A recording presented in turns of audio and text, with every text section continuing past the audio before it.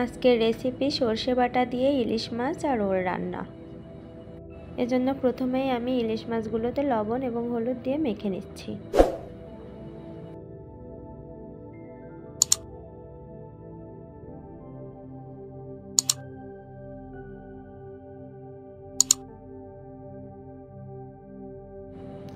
এরপর কড়াইয়ে সরিষার তেল দিয়ে তেলটা গরম হয়ে গেলে মাছগুলো ভেজে নিচ্ছি।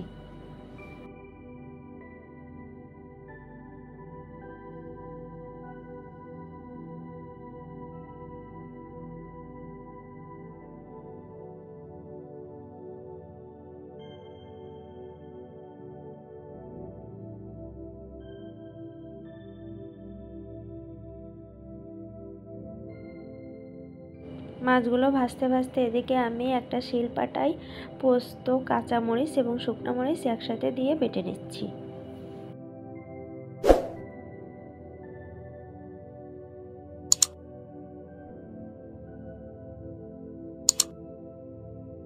মাছগুলো ভাজি করা হয়ে গেছে, এখন মাছগুলো উঠিয়ে ওই তেলেই আমি ওলগুলো দিয়ে ভেজে নিচ্ছি।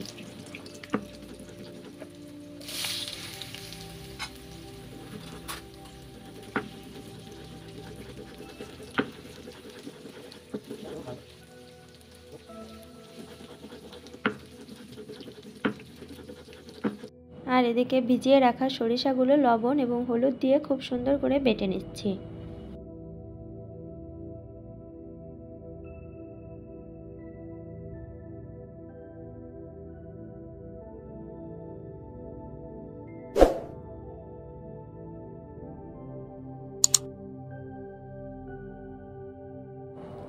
ওলগুলো ভাজি করা হয়ে গেছে, এখন এগুলো আমি উঠিয়ে রাখছি।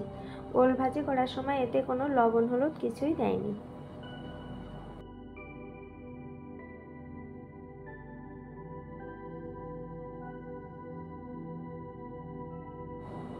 বাটা সরিষাটা একটু সেঁকে নিচ্ছি।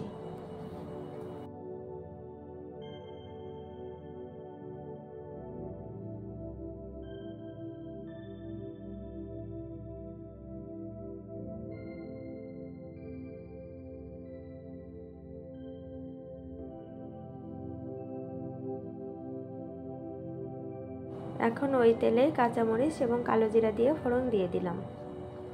এরপর শুকনো মরিচ, কাঁচামরিচ এবং পোস্ত বাটাটা দিয়ে দিলাম।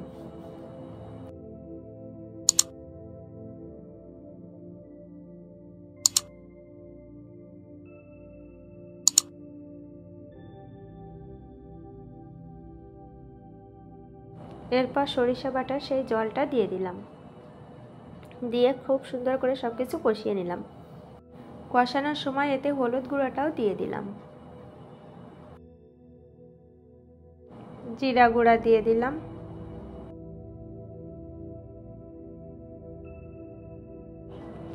এখন এটাতে নর্মাল জল দিয়ে দিচ্ছি।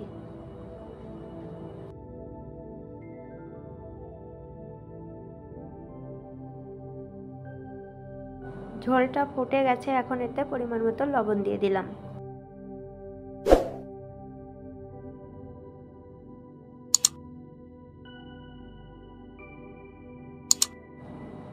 এখন সেই ভেজে রাখা ওল এবং ইলিশ মাছগুলো সব দিয়ে দিচ্ছি।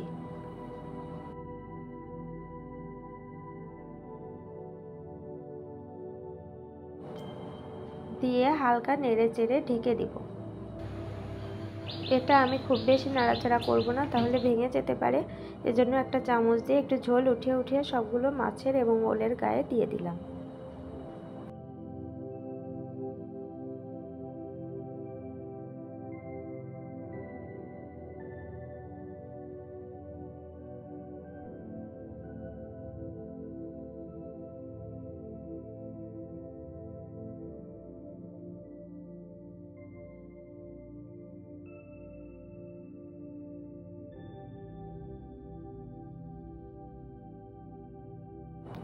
তৈরি হয়ে গেল আজকের রেসিপি। এই যে খুব সুন্দর গা মাখা ঝোল ঝোল হয়েছে, এটা খেতে খুব সুন্দর হবে।